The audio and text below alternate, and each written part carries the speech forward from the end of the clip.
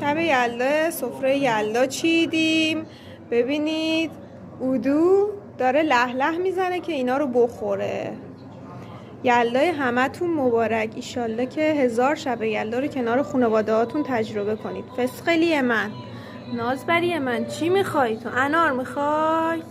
چی میخوای تو؟ تلفن کشیدیم که این آقا اودوی ما این چیزا رو نخوره، خوراکی ها رو نخوره، ولی تلفن رو خدا کنه سوراخ نکنه. نکن اودو، بذار نکن مامان، چرا داد میزنی سر من؟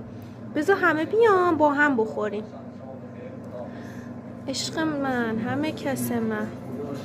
بس خیلی بله، ذرت رو برمیداره. برو.